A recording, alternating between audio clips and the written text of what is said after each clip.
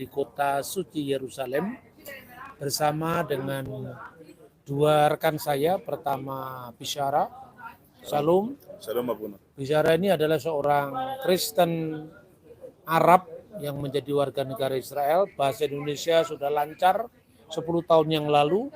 Dan satu adalah sahabat saya, Mas Michael, yang juga sedang membawa rombongan tur dari Indonesia dan ketemu saya di tempat ini. Tadi ada pertanyaan yang sempat ditanyakan kepada saya. Mungkin Mas Michael langsung menanyakan apa itu, kira-kira bisa kita diskusikan bersama. Pak. Jadi tadi perjalanan dari Qumran, Pak. Iya. Itu kita menuju ke Yerusalem ini sering saya lihat itu ada flyer-flyer ditempel besar-besar warna kuning itu mengenai kampanye hukum Nuh. Oke. Nah itu kira-kira bagaimana Pak maksudnya? Iya. Begini, jadi sebetulnya hukum Nuh itu rumusan para rabi dari misalnya yang tercatat dalam traktat Sanhedrin 56a kalau tidak salah, di mana ada yang disebut Sefa Mishvot Beni Noah, 7 hukum bagi anak-anak Nuh. Yang pertama adalah larangan Abu Dzara, larangan penyembahan berhala.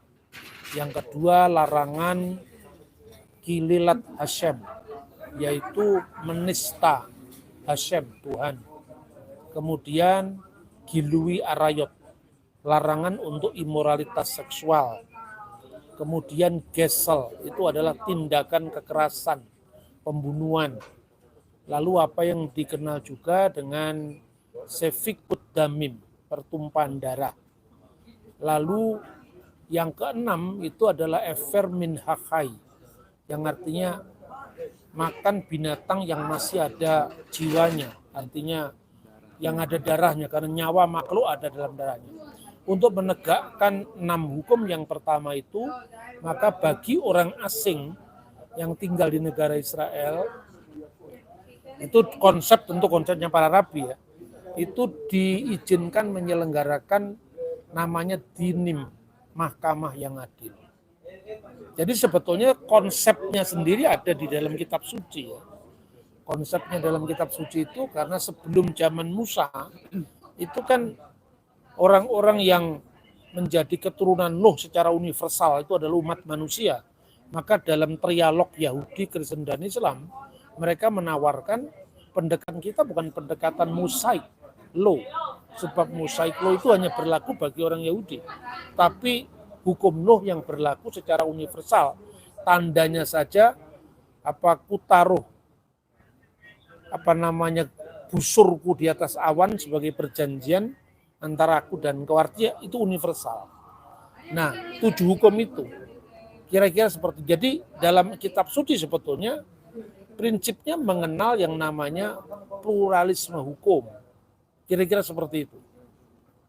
Nah Pak, kita ini sebagai orang Kristen kira-kira menanggapinya bagaimana? Kita diklasifikasikan ke dalam hukum Nuh itu. Kalau itu berlaku bagi orang-orang Kristen non-Yahudi, memang kita tidak berlaku hukum Musa. Makanya para rasul sendiri dalam konsili Yerusalem, kira-kira tahun 49 Masehi, mereka menolak apabila orang-orang Antioquia ya, Antioquia itu kan pusat kekristenan setelah Yerusalem. Yerusalem itu kekristenan Yahudi, sementara Antioquia itu kekristenan Gentile, non-Yahudi. Mereka tidak dipaksa untuk hukum Musa. Jadi ketika orang Parisi yang banyak menjadi Kristen kemudian memaksakan sunat dan hukum Musa, para rasul menolak.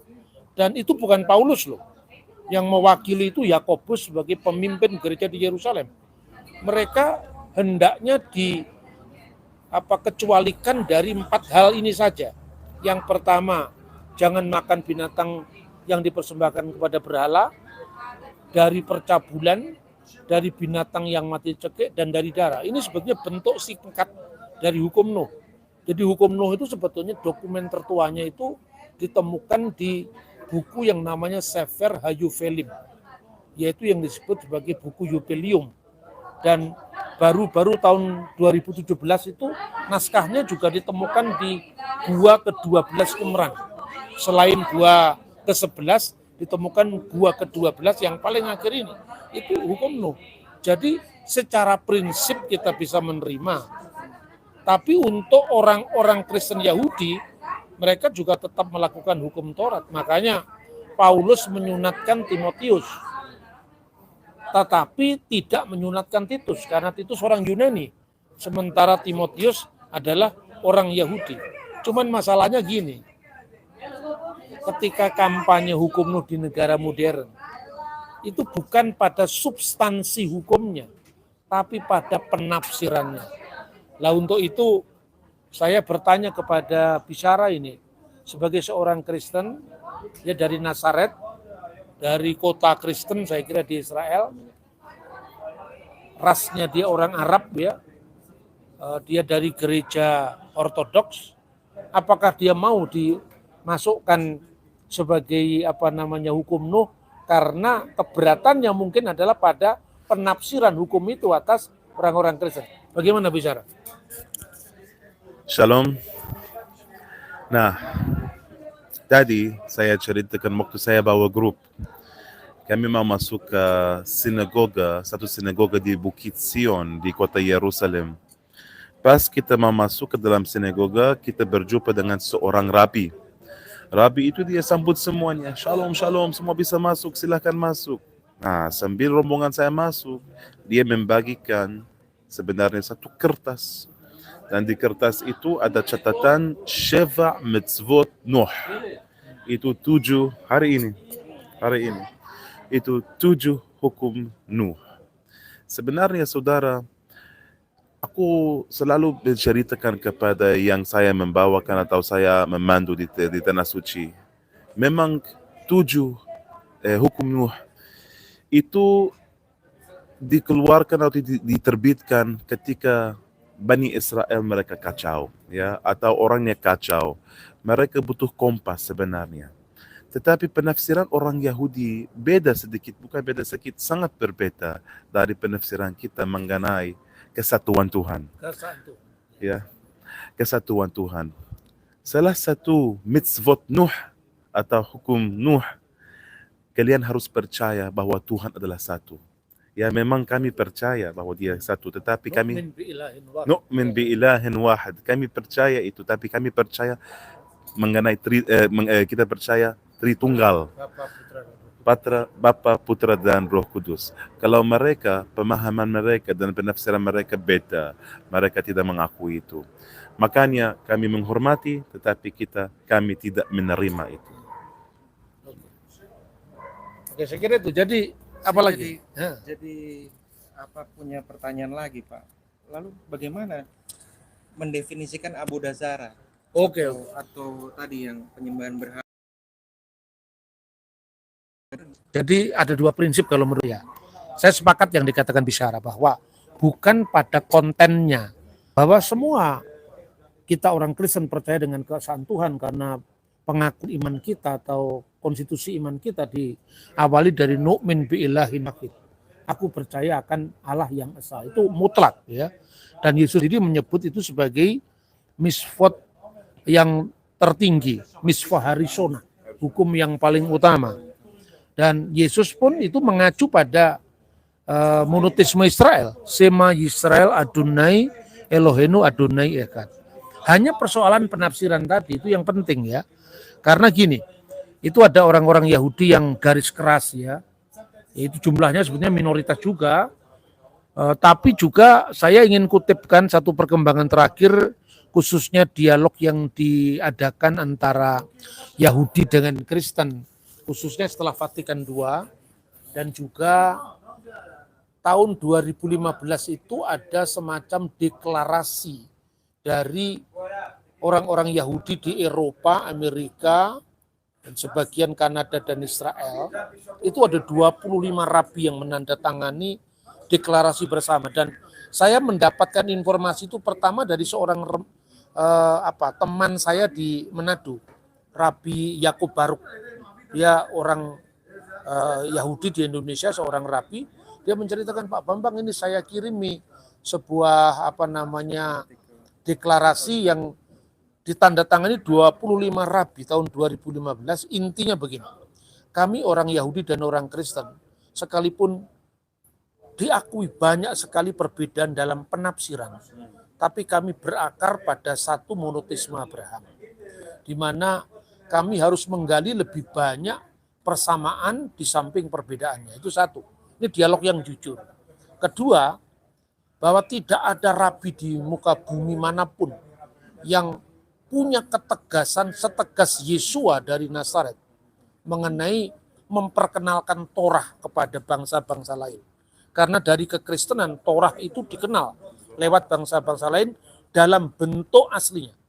Sebab kalau dalam Islam dikenal konsep Taurat tapi tidak dalam bentuk asli yang diyakini Yahudi dan Kristen. Makanya Rabi Rambam mengatakan tidak boleh mengajarkan Taurat kepada orang Muslim, tapi boleh mengajarkan Taurat kepada orang Kristen. Sebab jangan-jangan tafsirnya Kristen itu keliru di mata Yahudi, tapi di mata Kristen Yahudi mungkin juga keliru kan itu kan. Inilah wilayah dialog.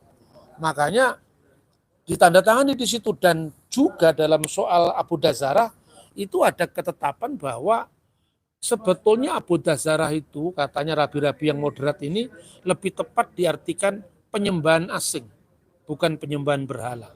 Penyembahan asing itu artinya asing bagi orang Yahudi, tapi mungkin bukan asing bagi orang non-Yahudi. Termasuk penafsiran kita tentang bahwa Allah yang satu itu dalam wujudnya yang satu, yaitu Sang Bapa, berdiam kekal dalam dirinya, firman Allah yang kekal, dan roh Allah yang kekal. Dan ini bagi kita orang Kristen, begitu kita membaca kitab Taurat, bunyinya sudah seperti itu. Bereshit bara Elohim et hasam majim vi et sa'aret, pada mulanya Allah menciptakan langit dan bumi. Dan ketika bumi itu belum berbentuk, Wiha aret hayetah tohuwa bohu, wihosek alfinetihom, ketika bumi belum berbentuk, gelap gulita dan kosong, kegelapan menutupi samudera raya, wiruah Elohim, dan roh Allah di sini ruah hakodes, roh kudus, melingkupi, melayang-layang, memberi hidup pada ciptaan yang baru berupa air di mana-mana itu, dan wa yumir Elohim, berfirmanlah Elohim, firman Allah. Yehi or wa yehi or. Jadilah terang, maka terang itu jadi. Ini Tritunggal di mata orang Kristen. Sekarang berkat Harun itu 3 aspek. Ya kan? Bapa, Putra, dan Roh Kudus 3 aspek.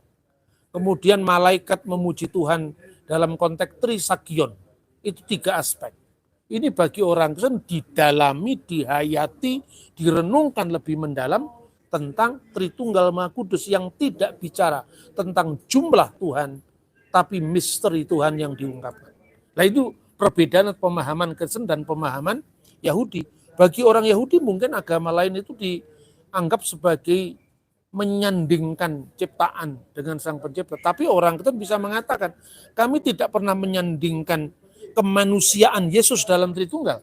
Tapi yang muncul dalam Tritunggal, Bismillah walib min warahil kudus al-ilah wahid, itu adalah al-ilahil wahid, dalam Allah yang satu, bukan kemanusiaan Yesus. Nah ini wilayah dialog. Makanya menarik sekali ketika rabi-rabi Yahudi itu menandatangani itu, dan malah tahun 2017 itu sudah ada 60 rabi yang menandatangani ini, dan Vatikan menyambut baik. Nah ini wilayah dialog. Tapi yang kedua, tentu ini tidak bisa dijadikan hukum positif. Sebab kalau dijadikan hukum positif, normanya itu kita sepakati, tapi tafsirannya bisa kemana-mana. Iya toh? Nah bisa-bisa beda penafsiran. Tapi intinya, kalau menurut saya, hukum Nuh ini menjadi satu langkah yang bisa diperdalam lagi, tidak sekedar 7 itu yang diulang-ulang. Sebab bentuk hukum Nuh dalam Sefer Hayuvelim agak berbeda dengan rumusan para nabi. Kisah Rasul pasal 15 juga mengacu pada hukum yang berlaku sebelum Musa, tapi juga dengan rumusan yang berbeda. Nah inilah wilayah dialog antara Kristen dan Yahudi secara khusus di Kota Suci. Nah, saya kira itu yang bisa saya sampaikan. Siap Pak, terima kasih banyak. Jelas. Oke, apa pesan untuk teman-teman di Indonesia tentang khususnya mengunjungi Tanah Suci Israel? Saya percaya memang yang nomor satu, aku mendengar sesuatu yang sekarang yang sangat menarik ya. Dan saya mau dengar lagi ya. Tidak puas mau dengar lagi ya, mau belajar lagi dari Abuna Bambang ya. Begini saudara, ini adalah tanah Tuhan. Ya, kalau Yerusalem kita sekarang ada di Hotel Olive Tree di Yerusalem, dan sepertinya semuanya tahu kota Yerusalem adalah kota Abrahamik ya. Kota Abrahamik maksud saya 3 agama Abrahamik, mereka percaya bahwa ini adalah titik terdekat ke surga. Dan tetapi saya percaya kita harus lebih dalam. Ini bukan hanya rumah orang Nasrani yang tinggal di sini, orang Muslim yang tinggal di sini, dan orang Yahudi. Ini adalah rumah semua orang yang percaya kepada Tuhan, dan semuanya dipanggil ke sini, saudara. Ya, semuanya dipanggil untuk datang ke sini untuk melihat di mana Tuhan Yesus Kristus dewasa, di mana Dia berkarya, di mana Dia membuat mukjizat, dan akhirnya di mana Dia disalibkan dan Dia bangkit. Ya, jadi semoga ada kesempatan untuk datang ke Tanah Suci. Semoga ada kesempatan untuk mengalami apa yang kita di sini mengalami sekarang ya. Jadi saya berharap kita bisa ketemu di Tanah Suci. Kalau bukan sama saya, tapi pasti sama tour guide yang lain. Karena ini adalah satu hal yang harus dialami di sini. Iya, mungkin baiklah. Iya, terima kasih Pak. Ya sebenarnya semua dalam rencana Tuhan, kami percaya ya. Semua dalam rencana Tuhan, memang kita mesti prepare, tapi tetap percayakan hidup kita kepada Tuhan, dan kita bisa menikmati berkat-berkat Tuhan di sini. Dengan Dr. Bambang nanti bulan Mei, dan juga nanti selanjutnya bisa Bapak Ibu hubungi admin supaya kita bisa sama-sama terus belajar, karena terus akan dibanjiri oleh pengetahuan banyak dengan Bapak. Terima kasih Pak. Terakhir saya ingin mengutip teks dalam kitab Mazmur, Hineh Matov Umanaim Sefet Achim Gam Yakat. Alangkah baiknya dan alangkah indahnya apabila semua saudara hidup rukun bersama. Tuhan memberkatimu dari Tanah Suci. Shalom. Shalom.